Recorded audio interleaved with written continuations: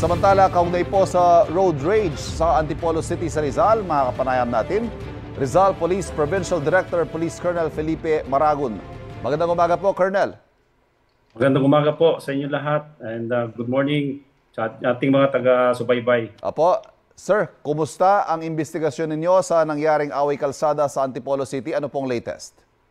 Well, ang maganda pong nangyari ngayon is na-discharge na po yung dalawang biktima. Tsaka yung victim number 1 ay ongoing pa rin yung surgery. And yung wife po, partner nitong ating suspect ay na-discharge na rin. Okay, so sino-sino nga po yung mga nasaktan? Bali yung partner po mismo ng suspect, nasaktan, Yes, tsaka yung dalawang rider, ganun po ba?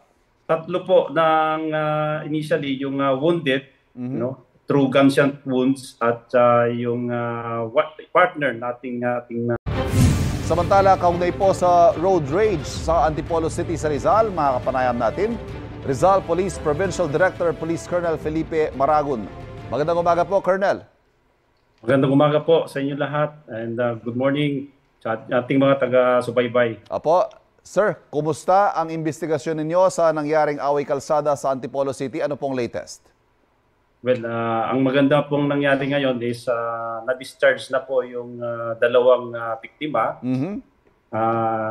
Tsaka yung victim number 1 ay ongoing pa rin yung surgery. And yung wife po,